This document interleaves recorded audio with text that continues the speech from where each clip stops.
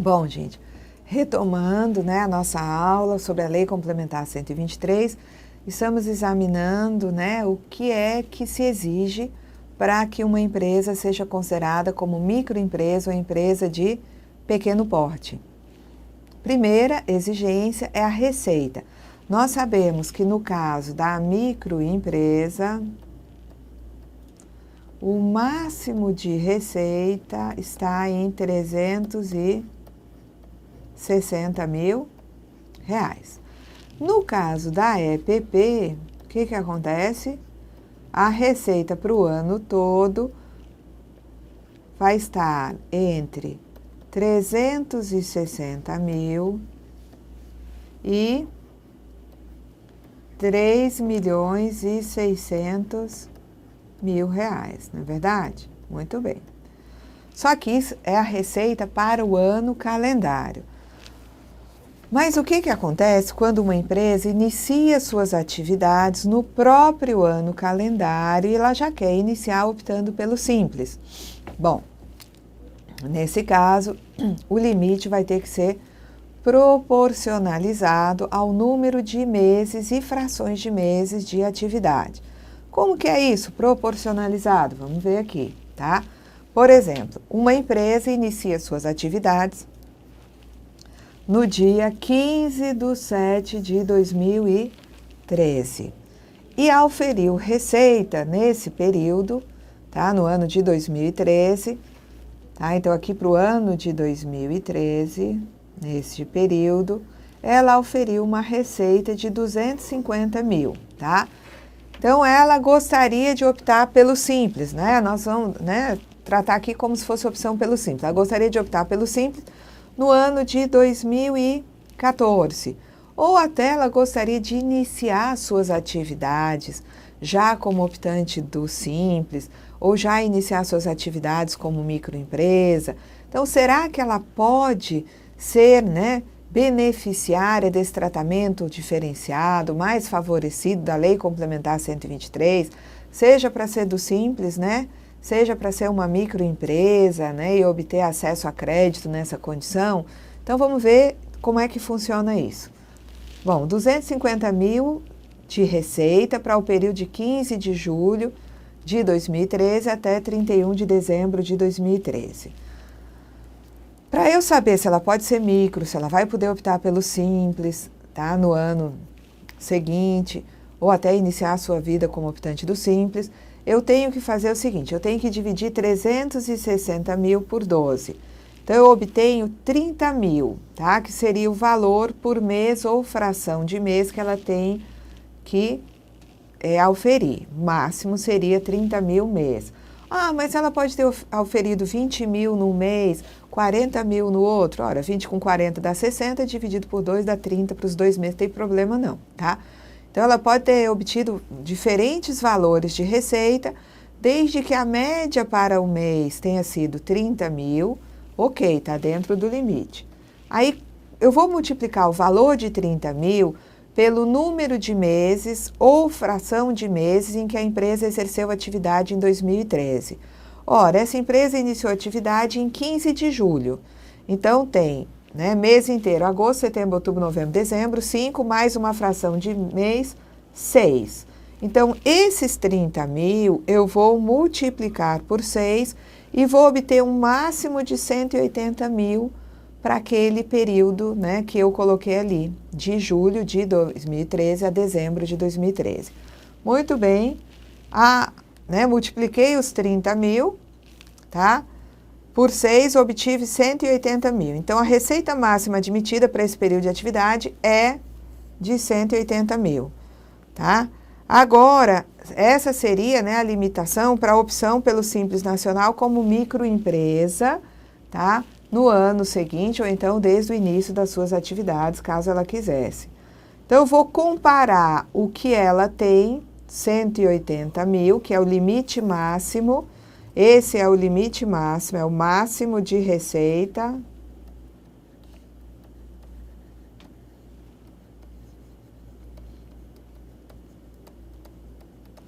para os 6 meses. São 5 meses e uma fração, né? Para 5 meses, mais uma fração de mês.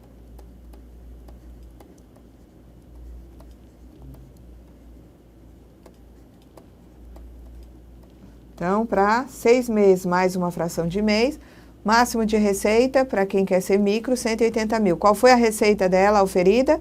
A receita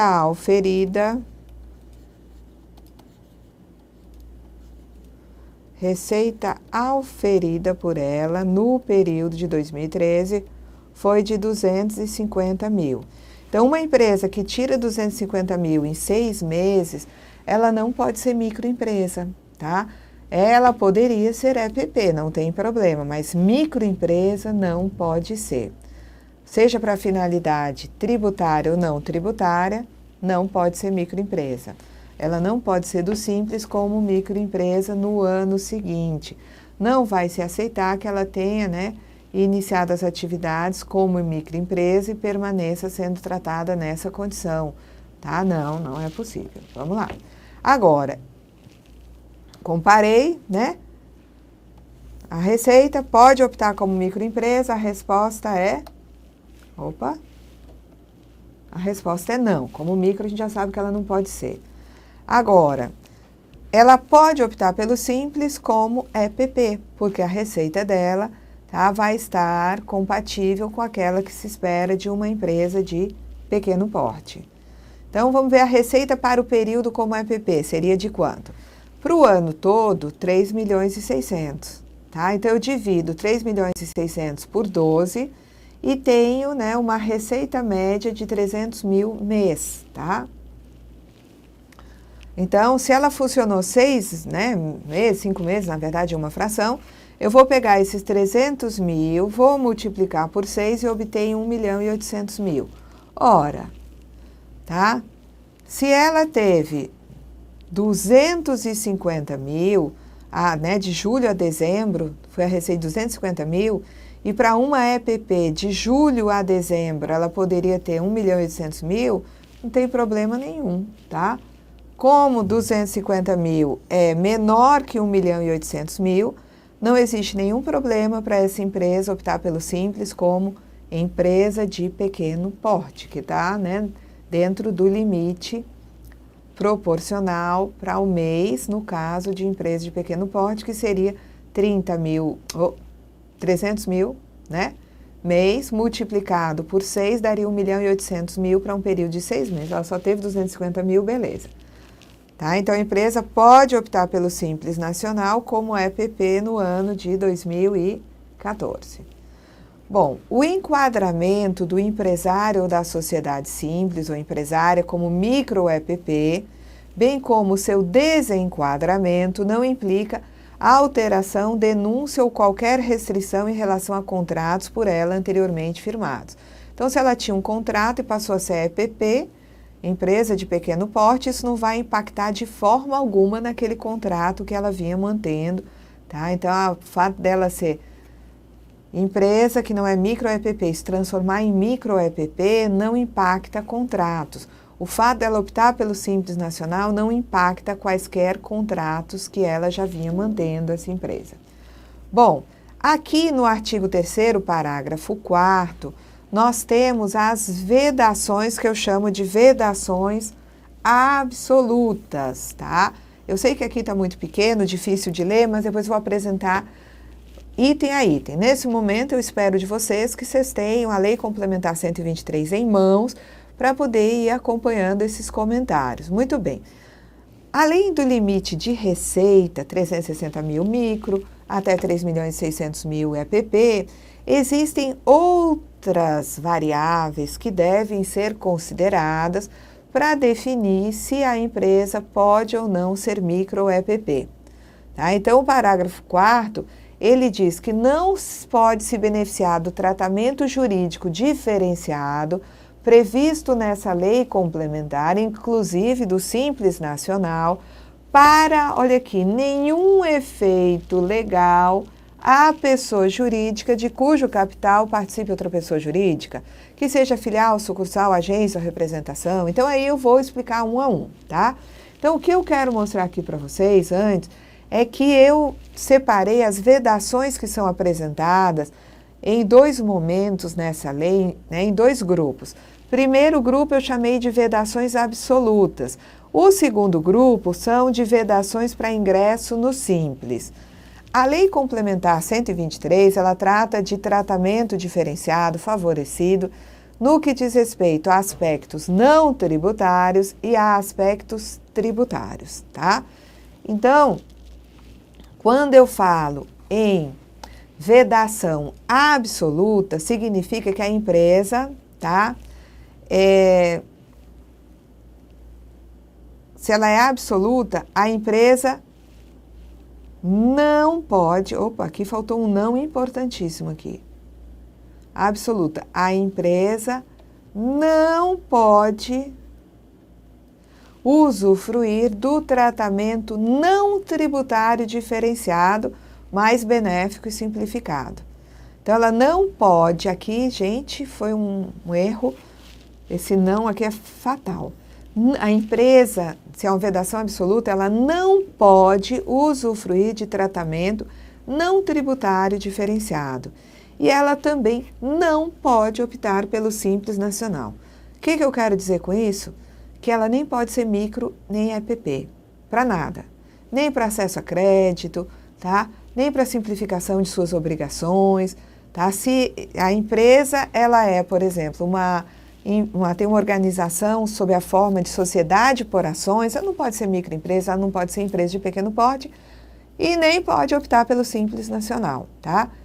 Agora, quando é uma vedação só para ingresso no Simples Nacional, tá?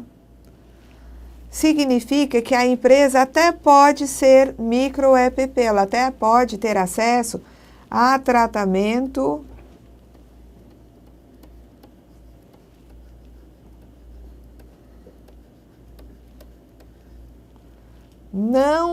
não tributário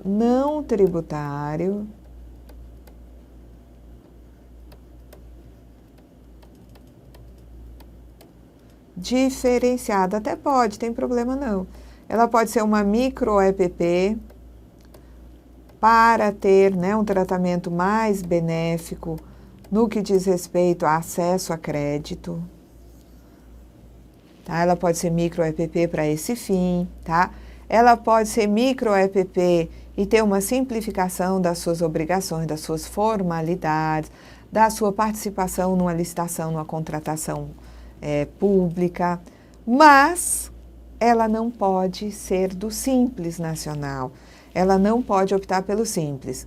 Então, a vedação absoluta, tá? A gente pode dizer o seguinte: a empresa não pode usufruir do tratamento não tributário diferenciado, a empresa não pode usufruir do tratamento tributário diferenciado, nenhum nem outro, tá? No caso da vedação absoluta. No caso da vedação de ingresso ao Simples, tratamento não tributário diferenciado está acessível para essa empresa. Ela pode ser micro EPP para outros fins. Mas essa empresa não pode usufruir do tratamento tributário diferenciado, ou seja, não pode optar pelo Simples, ok? Vamos lá. Então, aqui está o grupo de vedações absolutas, de novo, que nós vamos conversar sobre ela nessa aula, tá? Sobre a vedação absoluta. Vamos lá. Então, as vedações absolutas envolvem esses aspectos, tá? A empresa não pode ser micro EPP de jeito nenhum pela condição dos seus sócios. A empresa não pode ser micro EPP porque ela tem condição de filial, agência ou sucursal de empresa, cuja matriz é no exterior, no estrangeiro. Ela não pode ser do Simples... já embolei aqui. Ela não pode ser ter tratamento diferenciado, seja tributário ou não tributário, por conta da sua atividade. Ela não pode ter tratamento diferenciado por conta de cisão recente, por conta de sua forma societária. Então, vou repetir porque existem 2 vedações e, às vezes, no automático eu embolo. Vamos desembolar. É o seguinte: vedação absoluta significa que ela não pode ser micro EPP e, portanto, nem pode optar pelo Simples. Não pode ser micro EPP para nenhum fim, nem para optar pelo simples, tá? Por conta de condição dos sócios, condição de filial, atividade, cisão ou forma societária. Vamos lá. Então, primeira situação que aí aparece, não pode se beneficiar do tratamento jurídico diferenciado, não o tributário, nem o simples. A pessoa jurídica de cujo capital participe outra pessoa jurídica, de cujo capital participe pessoa física que seja inscrita como empresário ou seja sócia de outra empresa que receba tratamento jurídico diferenciado. Então, essa empresa quer ser micro EPP, mas dela participa uma pessoa física que já é sócia ou empresária em outra empresa que já é micro EPP, desde que a receita bruta global ultrapasse os 3.600.000. Eu vou voltar a detalhar isso daqui um por um, tá? Não pode se beneficiar do tratamento jurídico diferenciado a empresa cujo titular ou sócio participe com mais de 10% do capital de outra empresa que não é micro nem EPP, desde que a receita bruta global ultrapasse o limite de 3.600.000. Não pode, tá, ter tratamento jurídico diferenciado previsto na Lei Complementar 123 a pessoa jurídica cujo sócio ou titular seja administrador ou equiparado de outra pessoa jurídica com fins lucrativos, desde que a receita bruta global das duas ultrapasse 3.600.000. E também não pode ter tratamento jurídico diferenciado àquela pessoa jurídica que participe do capital de outra pessoa jurídica. Então, vamos lá, tá? Então, vamos lá. Primeiro item. Não pode se beneficiar do tratamento jurídico diferenciado, seja o tratamento diferenciado não tributário, seja, né, o tratamento jurídico diferenciado tributário, que é a opção pelo Simples Nacional, uma empresa de cujo capital participe outra pessoa jurídica. Então, vamos lá, olha só. Essa empresa número 1, tá? Ela, tá? Vamos aqui. De cujo capital participe outra pessoa jurídica. Então, é assim. Aqui eu acho que está trocado, vamos ver. Não, tá certo. Eu pensei porque a gente vai para no primeiro e no último como se fosse o espelho. Então, vamos aqui. Essa empresa, número 1, tá? Ela quer ser microempresa. Ela quer ser microempresa número 1, tá? Só que do capital dela, dessa empresa número 1, dentro dessa empresa aqui, parte do capital dela aqui, parte do capital dessa daqui, pertence a essa empresa aqui, tá? Aqui eu tenho a empresa 2 como detentora de parte do capital da empresa 1. Então, a empresa 1 tem um sócio que é pessoa jurídica. Tem, né, uma outra pessoa jurídica participando do seu capital. A empresa 1 não pode ser micro nem EPP. Tá certo isso daqui, ok? Porque tem um sócio, pessoa jurídica. Muito bem, vamos lá. Também não pode se beneficiar do tratamento jurídico diferenciado, seja ele não tributário ou tributário, a pessoa jurídica de cujo capital participe uma pessoa física, tá? Que é inscrita como empresário ou é sócia de outra empresa que já é micro EPP, quando a receita das duas somadas, tá? Ultrapassar 3.600.000. Então, vamos ver o que acontece aqui. Essa pessoa física aí, sorridente, ela é sócia da empresa 1 e é sócia da empresa 2. Essa empresa 2, da qual essa pessoa já é sócia, ou pode ser empresário, né? Pode ser aqui um empresário individual, né? Essa empresa 2, ou empresa individual de responsabilidade limitada, enfim. A 2 já é micro EPP. E essa número 1, ela quer também ser micro EPP. Será que é possível? Tá? Eu vou ter que somar a receita da empresa 1 com a receita da empresa 2 e verificar se essa empresa está dentro do limite 3.600.000.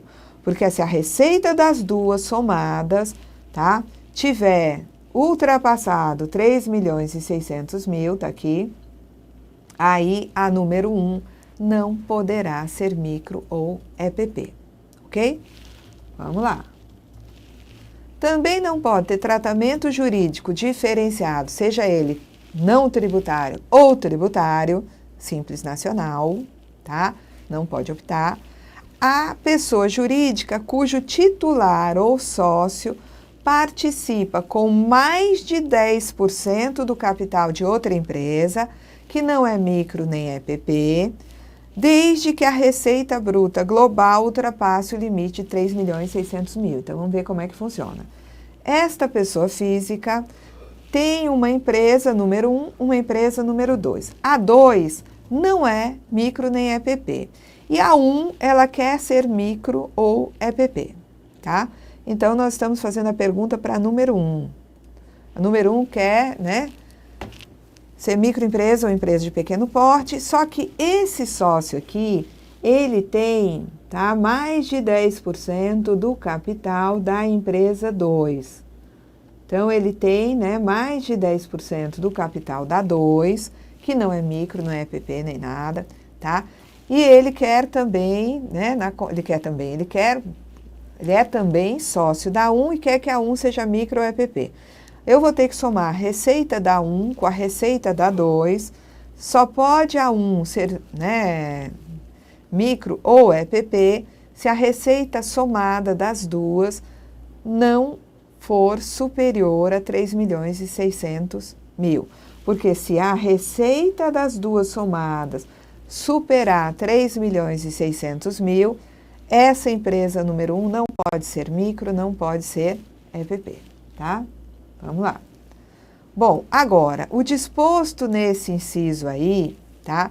Não se aplica quando essa pessoa física participar no capital de cooperativas de crédito, bem como em centrais de compras, bolsas de subcontratação, consórcio, tá? Sociedade de propósito específico, tudo previsto aí na Lei Complementar 123, associações assemelhadas, sociedade de interesse econômico, sociedade de garantia solidária e outros tipos de sociedade que tenham como objetivo social a defesa exclusiva dos interesses econômicos das microempresas e empresas de pequeno porte, tá? Então, vamos dizer o seguinte, esse sócio aqui, ele participa com mais de 10% do capital da empresa 2. Só que essa empresa 2 é uma cooperativa de crédito. Isso vai trazer prejuízo para que a empresa 1 possa ser microempresa ou empresa de pequeno porte? Não. A depender do tipo de sociedade, se é uma cooperativa de crédito, se essa, né, empresa 2 é uma sociedade de propósito específico, se é um consórcio, aí não tem problema, tá? Ele ser sócio dessa empresa 2, com mais de 10% do capital, e eu somando a receita da 2 com a 1 superar 3.600.000, ainda assim não vai ter problema para que essa daqui seja considerada ME ou empresa de pequeno porte, ok? Vamos lá. Bom, mas continuando as vedações absolutas, não pode se beneficiar do tratamento jurídico diferenciado não tributário ou tributário para nenhum efeito legal a pessoa jurídica cujo sócio ou titular seja administrador ou equiparado de outra pessoa jurídica com fins lucrativos, desde que a receita bruta global ultrapasse 3.600.000. Vamos lá. Só ver aqui.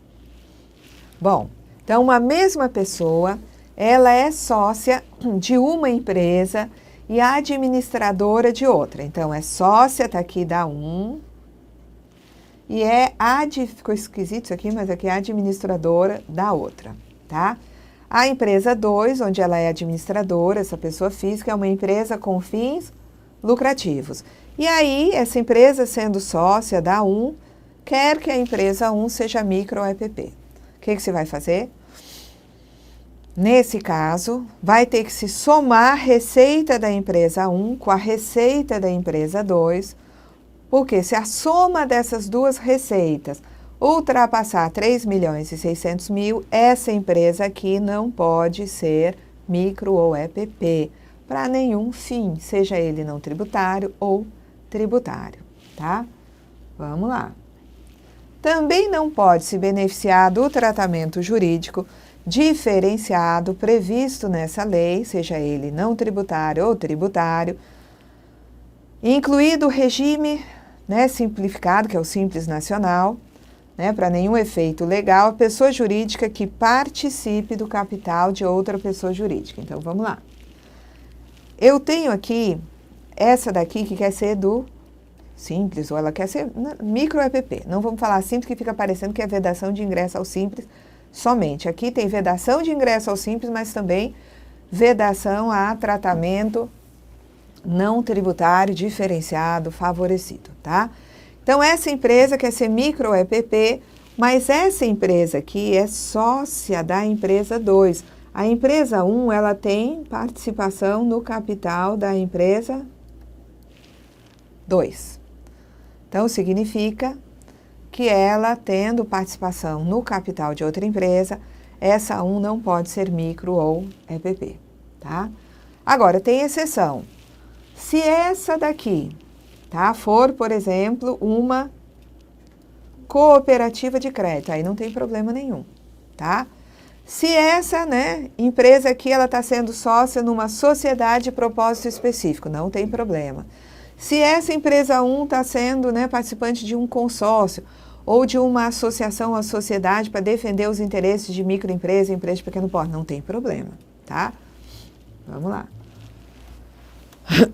Bom, não pode também se beneficiar do tratamento jurídico diferenciado, seja ele não tributário ou tributário, para nenhum efeito legal, a pessoa jurídica que seja filial, sucursal, agência ou representação no Brasil de pessoa jurídica com sede no exterior. Não pode ser micro ou EPP. Também não pode ser micro ou EPP aquela empresa que exerce atividade de banco comercial, de investimento, de desenvolvimento, caixa econômica, sociedade de crédito, financiamento e investimento, crédito imobiliário, corretora ou distribuidora de títulos, valores mobiliários e câmbio, empresa de arrendamento mercantil, seguros privados e capitalização ou previdência complementar, tá? Também não pode, né, ser micro EPP aquela empresa que resultou de cisão ou qualquer outra forma de desmembramento de pessoa jurídica que tenha ocorrido em um dos 5 anos calendários anteriores. Então, uma empresa não pode se dividir em várias e as resultantes da cisão quererem se transformar em micro ou empresa de pequeno porte de imediato. Cisão acontecida nos últimos 5 anos calendários anteriores não permite que as empresas resultantes dessa cisão sejam micro ou EPP. Também, olha, tá? Temos aqui a proibição de tratamento diferenciado, ou seja, de ser micro ou EPP, para empresas constituídas sob a forma de cooperativas, exceto as cooperativas de consumo, e também não podem ser micro ou EPP as empresas constituídas sob a forma de sociedade por ações, ok? Vamos lá, tá? Então, aqui nós temos que não se aplica, né, o parágrafo 5º, aquela questão de participação com mais de 10% do capital, aquela questão de uma, né, empresa querer ser micro EPP, mas participar do capital de outra, quando essa participação envolver cooperativas de crédito, centrais de compras, bolsas de subcontratação, consórcio, sociedade de propósito específico, associações assemelhadas, enfim, nós já examinamos esse parágrafo 5º, tá? Bom, nós vamos ver na última aula o que acontece quando a empresa, ela tem ou excesso de receita, tá? Ou ela tem alguma situação proibitiva, Por exemplo, a atividade dela passa a ser uma dessas atividades que veda o tratamento diferenciado, ela muda a sua forma organizacional, passa a ser uma sociedade por ações, que não pode ser micro ou EPP, isso vai determinar a exclusão do tratamento diferenciado e a gente vai ver como é que se processa essa exclusão. Até a nossa próxima aula.